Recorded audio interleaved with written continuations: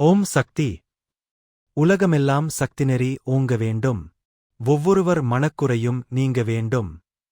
நக்கீரர் காலத்திலே வேட்கோ குயக்கொண்டான் என்ற ஒரு புலவர் ஆரியம் நன்று தமிழ் தீது என்று தமிழை மட்டம் தட்டிக்கொண்டு வந்தாராம். உடனே நக்கீரர் ஆரியம் நன்று தமிழ் தீது என்று வேட்கோ குயங்கொண்டான் தீர்க்க சுவாதா என்று முடியுமாறு தமிழில் வெண்பா பாடி அவரை மரணமடையச் செய்தாராம். இது கண்ட மற்றவர்கள் அஞ்சி அவரை மன்னித்து உயிர்ப்பிச்சை கொடுக்குமாறு வேண்டினார்களாம். உடனே நக்கீரர் மன்னித்து மற்றும் ஒரு வெண்பா பாடி வேட்கோ குயக்கொண்டானையர் பிழைக்கச் செய்தாராம். இறையருள் பெற்றவர்கள் பாடிய பாடல்கள் அனைத்துமே மந்திரத்தன்மை பெற்றவை என்று தமிழ் பற்றாளர்கள் கூறினர்.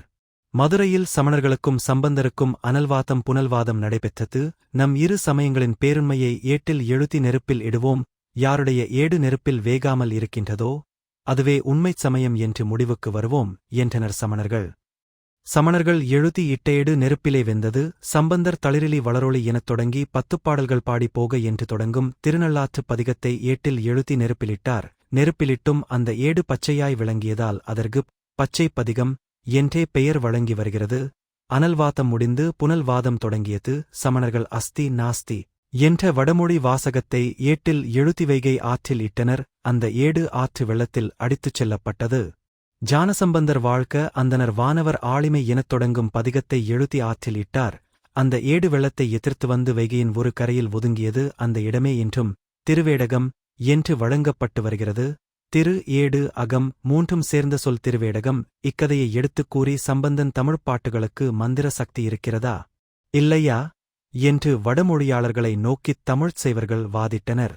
இத்தகைய தேவாரப் பாடல்களையே உலகத்திற்குத் தெரியாமல் சிதம்பரத்தில் மூடி மறைத்து விட்டார்கள். தஞ்சைப் பெருமன்னன் இராசராசன் தலையிட்டதனால்தான் அவை வெளிவந்தன. இத்தகைய சூழலில்தான் இங்கே அவதாரமாக வந்த அன்னை இந்த மக்களுக்கு வழிபாட்டில் ரிஷியை உண்டாக்கி தன் அருளைப் பாய்ச்சி ஆன்மீகத்தில் இவர்களை நாட்டம் கொள்ளத் திருவுள்ளம் பற்றினாள். தமிழ் மந்திரங்களை எழுத வைத்து தன் அருள் சக்தியை ஊட்டினாள். 108 மந்திரம் படிக்கின்ற வீடுகளிலும் வார வழிபாட்டு மன்றங்களிலும் விளையாடினாள். நெறியுடன் மந்திரம் படிக்கும் பக்தனுக்கு அவள் விளையாட்டு நடந்து கொண்டுதான் இருக்கிறது. ஓம் சக்தி.